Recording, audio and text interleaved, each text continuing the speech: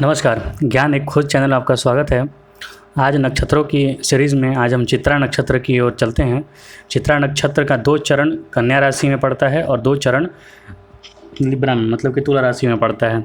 मतलब कि ये छठी और 7वें भाव में ये राशि पड़ती है। इसके स्वामी मंगल देवता हैं। यह नक्षत्र मोती के समान या लैम्प के समान प्रतीत होता है। चित्रा को समृद्धि का रूप भी माना जाता है।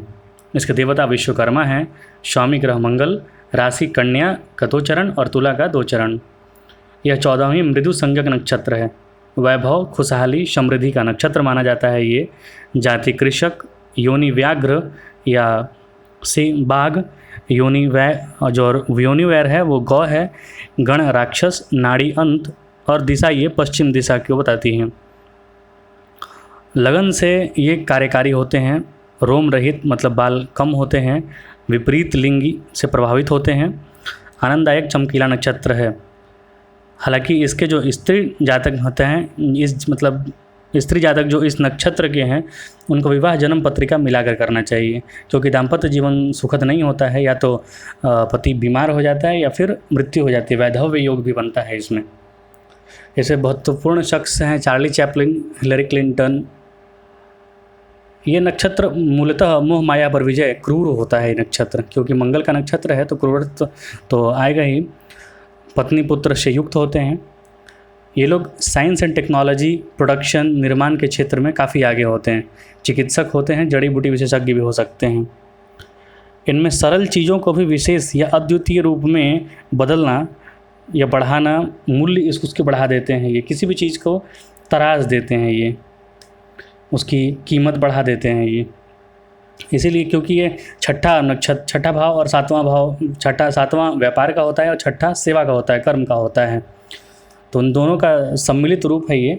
इसलिए ब्रांडिंग में भी ये काफ़ी आगे होते हैं। किसी भी चीज़ को अच्छे से ब्रांड कर लेते हैं ये। इसका इसमें जो नक्षत्र होता है इसके सिर्फ एक ही तारा प्रधान होता है और इसकी आकृति मोती के समान दिखाई देती है।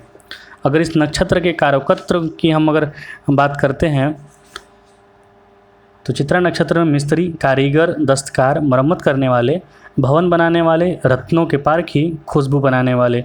रत्नों के पारखी अर्थात जो सुनार लोग जो बनाते हैं, किसी भी चीज़ को अच्छा तरीके से प्रस्तुत करते हैं।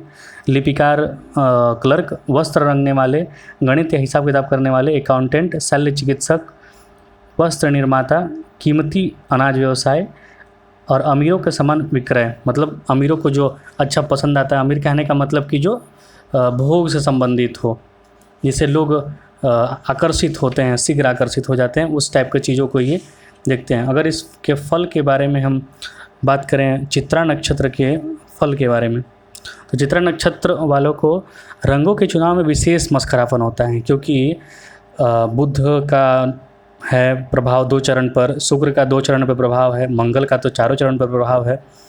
तो विशेष प्रिय होते हैं ये लोग बड़े, छोटे या अटपटे या गहरे रंग के वस्त्र अधिक पसंद करते हैं। अगर आप बाज़ार में जाते हैं और किसी व्यक्ति को देखते हैं कि बड़ा अटपटा और बड़ा नया नया रंग का ये कपड़ा पहना है, अजीब अजीब रंग का, तो चित्रा नक्षत्र का व्यक्ति हो सकता है। इनकी आंखें प्रायः बड़ी गोलाई लिए हुए तथा भौहें पतली और लंबी होती हैं। कन्या राशि वाला मतलब कि पहले 2 चरण का हो तो इनके अंदर जनानापन मतलब स्त्रियोचित व्यवहार देखा जा सकता है। ये स्त्रियोचित रंगों कपड़े देखेंगे, मतलब बहुत आप पुरुषों को देखेंगे कि ये मतलब ऐसे चटक वस्त्र पहनते हैं, चटक रंग के, कि स्त्रियोचित कलर लगता है वो। औरतों की तरह वस्त्राभूषण पहनने के शौकीन होते हैं। इन लोगों को अपनी पत्नियों की अंगूठी या चेन आदि पहनने में भी गुरेज नहीं होता है। वाराह जी ने लिखा है, चित्रांबर माल्यधर शो लोग नागश्च चित्रयाम। ये लोग प्रायः बुद्धिमान होते हैं तथा शिल्प, विद्या, इंजीनियरिंग, मिस्त्री आदि के कार्य में कुशल होते हैं। इन लोगों को आस्थाएं व विश्वास प्रायः चलायमान होता है, मतलब कि कहीं एक जगह टिकते नहीं हैं ये, जहाँ से फ़ायदा दिखे वहीं बढ़ जाते हैं। वाहनों के विषय में भी इनकी रुचि थोड़ी हट कर होती है। इन्हें कई पुत्र होने के योग होते हैं। तुला का चित्रा नक्षत्र हो, अगर तुला वाला जो चित्रा नक्षत्र लास्ट का 2 चरण है, तो व्यापार करने की इनकी इच्छा होती है, लेकिन अपने स्वभाव, आदतों और सुख सुविधाओं में कटौती करना इन्हें स्वीकार्य बिल्कुल नहीं होता है। कई बातों से इनकी बुद्धि बड़े विचित्र या अनोखे ढंग से सोचती है। हालांकि अपने निर्णय व निष्कर्षों को बाद में खुद पर ही शर्मिंदा होते हैं। बुद्धिर विचित्र खलु तस्य शास्त्रे। अगर एक चरण मतलब चरण वाइज अगर इनके हम फलों को देखें तो चित्रा नक्षत्र के लोगों में प्रथम चरण में चोर। अब चोर सीधे तो आप चोर नहीं कह सकते हैं। चोर कहने का तात्पर्य है कि किसी भी चीज़ को कॉपी कर लेना, किसी भी चीज़ को ये बड़ी आसानी से कॉपी कर लेते हैं और अपना प्रस्तुत करके अपना बता देते हैं ये। दूसरे में चित्रकार कलाकार, तीसरे में परिस्त्रीगामी और चौथे में पीड़ित। अगर इसको हम बृहद रूप में जानने का प्रयत्न करें, जैसे चित्रा के प्रथम चरण में कोमल शरीर होता है, गोरा रंग, लंबा कद, आँखों में उभार व कुछ अनोखापन, उग्र अभिमानी। और पहला नक्षत्र और दूसरा नक्षत्र जो होता है वो बुध की राशि में होता है और मंगल इसके नक्षत्रपति हैं। तो वाणी से काफ़ी ये कड़े होंगे, क्योंकि वाणी इनकी उग्र होगी और वाणी तेजस्वी वाणी होगी।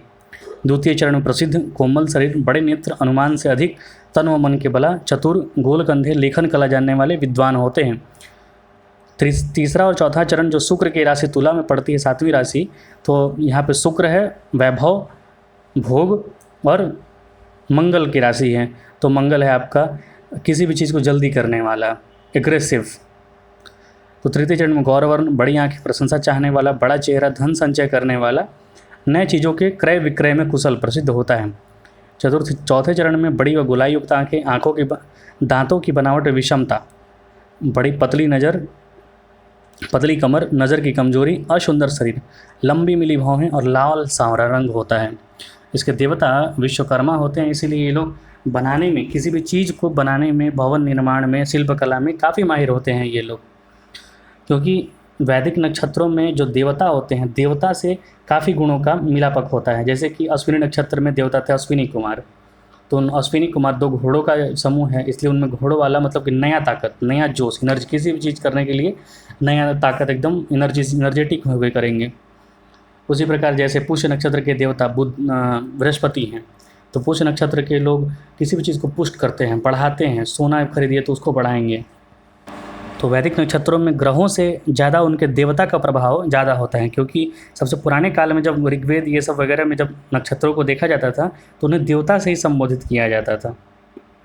इसी तरह अगले चरण में हम नए नक्षत्र की ओर चलेंगे। धन्यवाद।